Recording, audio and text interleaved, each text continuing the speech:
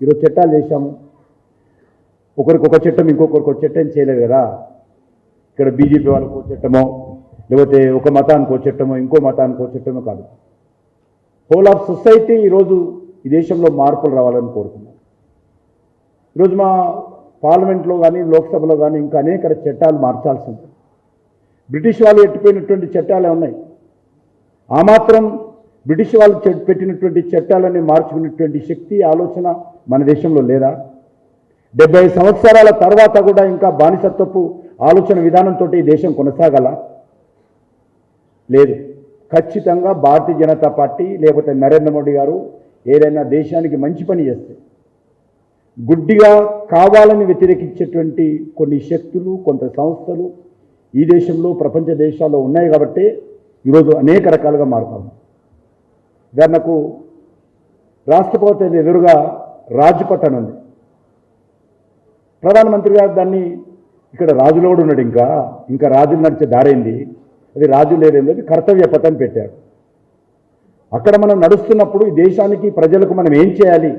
అక్కడ రాష్ట్రపతి వెళ్ళినా, ప్రధానమంత్రి వెళ్ళినా, ఇంకొకరు వెళ్ళినా, ఒక ప్రజాప్రతినిధి వెళ్ళినా, ఒక న్యాయవాది వెళ్ళినా కూడా మన బాధ్యత ఏంటి, మన కర్తవ్యం ఏంటి, జ్ఞాపకం రావాలి అనే విధంగా ఈరోజు రాజ్పథ్ అనేటువంటి పదాన్ని మార్చి మేము, ఎందుకంటే అప్పుడు రాజులు మాత్రమే పోవాలి, వైరోలు కామన్ వాళ్ళు వెళ్ళేవారు కాదు బ్రిటిష్ దాన్ని నిజాంలు ఉన్నప్పుడు. కాబట్టి రాజ్పథ్ అని పెట్టారు. దాన్ని మేము పేరు మార్చాము, కర్తవ్య పదవి పెట్టాము. అదేవిధంగా ఇండియా గేట్ దగ్గర కొన్ని విగ్రహాలు ఉండే, బ్రిటిష్ వాళ్ళ విగ్రహాలు, ఆ విగ్రహాలను తీసేసి మేము సుభాష్ చంద్రబోస్ విగ్రహం పెట్టాము. ఇవన్నీ ఒకటి కాదు, రెండు కాదు, ఏది చేస్తే గుడ్డిగా వ్యతిరేకించేటువంటి విధానం. ఈరోజు ఐపీసీ, సిఆర్పిసి మార్చాల్సినటువంటి అవసరం ఉంది. ఈరోజు ఈ దేశ అవసరాలకు అనుగుణంగా, దేశంలో వస్తున్నటువంటి మార్పులకు అనుగుణంగా, దేశంలో ఉన్నటువంటి టెక్నాలజీకి అనుకూలంగా, దేశంలో జరుగుతున్నటువంటి నేరాలకు అనుకూలంగా, దేశంలో ప్రజలు వస్తున్నటువంటి ఆలోచన విధానానికి అనుకూలంగా నవతరానికి, యువతరానికి ఒక మంచి ఈ దేశానికి అవసరమైనటువంటి చట్టాలు మనం చేయాల్సినటువంటి అవసరం. అనేక రకాల పద్ధతులు మారుతూ ఉన్నాయి, విధానాలు మారుతూ ఉన్నాయి. విధానాలకు అనుగుణంగా మన దేశము, ప్రజలు, మనం అందరం కూడా దాన్ని మనం కూడా అందిపుచ్చుకోవాల్సినటువంటి అవసరం. కానీ ఈరోజు దీన్ని పూర్తిగా మీరు ఈరోజు ఐపీసీ, సిఆర్పిసికి సంబంధించినటువంటి మార్పు కోసము అనేక రకాలుగా 2019లో మోడీ 2.0 ప్రభుత్వం రాగానే దీనికి సంబంధించినటువంటి ప్రాసెస్ మొదలుపెట్టడం జరిగింది. అనేక విశ్వవిద్యాలయాలు, అనేక మంది వైస్ ఛాన్సలర్స్, అనేక మంది సీనియర్ అడ్వకేట్స్, అనేక బార్ అసోసియేషన్స్, అనేక మంది డీజీపీలు, రిటైర్డ్ డీజీపీలు, ఐపీఎస్ ఆఫీసర్స్, అనేక మంది జడ్జీలు, అనేక మంది civilians, NGO organisations, students organisations, lecture organisations, వేలాది మంది అభిప్రాయ సేకరణ చేయడం జరిగింది. అనేక మంది అభిప్రాయ సేకరణ చేసిన తర్వాత దానికి కమిటీ ఫార్మేట్ చేసి, కమిటీ నివేదిక తీసుకొని వాళ్ళ యొక్క ఆలోచన విధానంతో ఈ యొక్క ఐపీసీ, సిఆర్పిసికి సంబంధించినటువంటి చట్టాలను భారతీయ న్యాయ సంహిత, భారతీయ సాక్ష్య అభినయం, భారతీయ నాగరిక సురక్ష సంహిత, ఈ రకమైనటువంటి చట్టాలను మార్పు తీసుకురావడం జరిగింది. దీన్ని మనం చూస్తూ ఉన్నాం.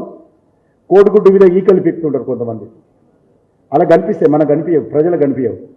కాబట్టి ఆ రకంగా ఈరోజు ఏ పని చేసినా మీకు తెలుసు, పెద్ద నోట్ల రద్దు, వీళ్ళ దగ్గర ఏదో ఉన్నది కాబట్టి పెద్ద నోట్ల రద్దు. ఈరోజు ఫలితాలు కనిపిస్తూ ఉన్నాయి. పెద్ద నోట్లు రద్దు తర్వాత ఈరోజు పాకిస్తాన్ ఏ రకంగా జరిగిందో మనం చూస్తూ ఉన్నాం. ఏ పాకిస్తాన్ అయితే భారతదేశంలోకి వందల వేల కోట్ల రూపాయలు తీసుకొచ్చి ఇక్కడ ఉగ్రవాదాన్ని, ఐఎస్ఐ కార్యక్రమాలను ప్రోత్సహించారో, ఈరోజు హైదరాబాద్లో, షాలిబండలో కానీ, సైదాబాద్లో కానీ, బర్కత్పురంలో కానీ ఎక్కడ కావాలంటే అక్కడ వాళ్ళకు మనుషులు ఉండేవాళ్ళు పాకిస్తాన్కు. ఈరోజు ఏమైంది?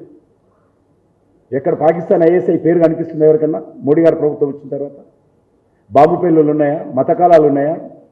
కర్ఫ్యూలు ఉన్నాయా? ఆర్డీఎక్స్లు కనిపిస్తూ ఉన్నాయా? మరి ఏదో పాకిస్తాన్ పని ఏమైంది? ప్రపంచ దేశాల ముందు చిప్ప పట్టుకుని భిక్షం ఎత్తుకునే పరిస్థితి వచ్చింది.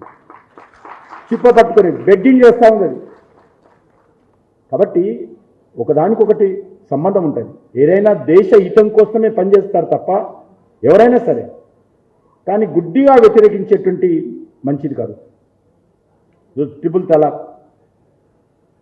తలాక్ చట్టం చేసి రద్దు చేసిన తర్వాత దాన్ని కూడా వ్యతిరేకించారు.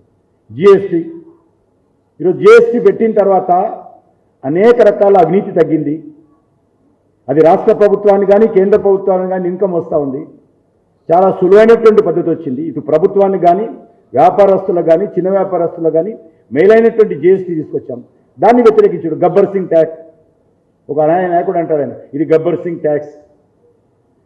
అంతేకాదు ఆర్టికల్ 370 అసలు వ్యతిరేకించింది ఏదైనా ఉందా అడుగుతా ఉన్నాను. కాబట్టి మీరంతా న్యాయవాదులు, న్యాయమూర్తులు కూడా ఇక్కడ ఉన్నారు. కాబట్టి కొంత గుడ్డిగా వ్యతిరేకించే వాళ్ళ గురించి భయపడాల్సినటువంటి అవసరం లేదు. మనము దేశం కోసం నీతి నిజాయితీతో పనిచేస్తున్నామా లేదా, మనం చేసేటువంటి కార్యక్రమం దేశానికి ఉపయోగపడాలనేటువంటి ఆలోచనతో ఉన్నామా లేదా అనేటువంటి ఆలోచన ఉన్నప్పుడు ఎవరికీ భయపడాల్సిన అవసరం లేదు. ఇది మోడీ గారి విధానం అని సందర్భంగా మనం